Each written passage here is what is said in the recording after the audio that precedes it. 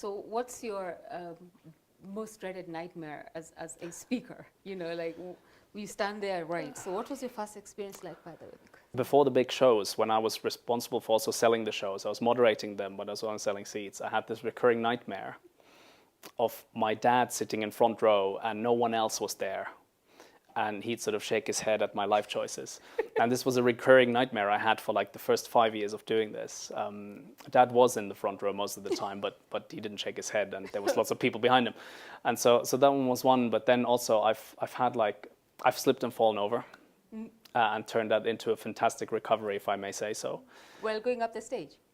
Going like a long stage, like a long walk. The walk on music was timed. I was behind coming up and then had to rush a little bit, and there was a little bit of water from a performance before, and I slipped on these and went into sort of a proper bum slide.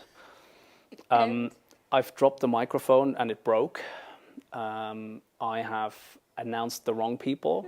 I have had people on stage with me who were really difficult to interview, who would give you one-syllable answers. Like, yes, that's how you could see it, or no, I don't think so.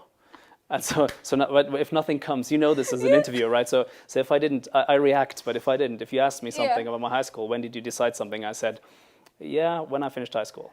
So there's nothing to go on, right? So I've had these characters, and so these are tough, and you kind of have to, there are moments when you then have to lean into the audience and hope for them to rescue you. Like you're hoping that they sympathize with you and yes, they see you and they help you out. Right. Yeah. Same happens with when you've got someone who's drunk and disorderly in a crowd. So they start shouting something at you. And most of the time, actually, the crowd sorts them out. Oh. So you don't really have to do much. You can just you sweat a little bit. Right. But within a minute or two, the crowd will sort of tell them to be quiet. Okay. So, but I'm sure I'll have some this year as well. I'll send you a note when I've done my next gaffe. So. So do you find yourself getting away with humor? Like when you tripped and fell, like, you know, I've just pretended I've fainted so they can come carry me so out. How do you recover from that? So I have a good way of getting up. So I can get up sort of without sort of like with just from a seating position by like a matrix way, like whoop. And so I got up like that and said like, I've always wanted to do that. And then I limped forward into the spotlight because I had a limp because I hurt my knee. So, so yeah. So, but I mean, you're brave. This stuff happens all the time. So you're brave, but maybe it's easier for a guy, because for a girl, if you do that and something tears or you stain your dress or you just fall in a very like unfashionable way. I think though, whether boy or girl, I think we need to own that. So because when we fall, there's nothing we can do, right? So it's done. We're gonna look stupid either way, and trying not to look stupid is not gonna work. It makes it right? worse. So eh? yeah, so just own it. Just be like, here I am. You know, this happened. Like, God, I woke up like this.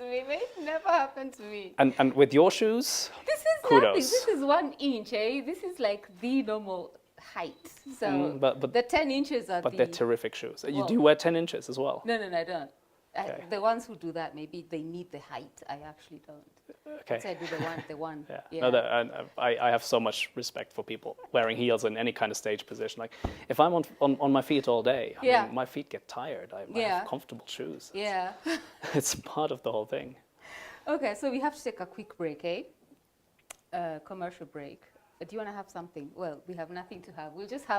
We'll have air burgers or air beverage as we take a break, because Millicent didn't remember to serve us anything. Let's play Millicent. I like that. Yeah, it's Millicent and Marion. I mean, like, seriously.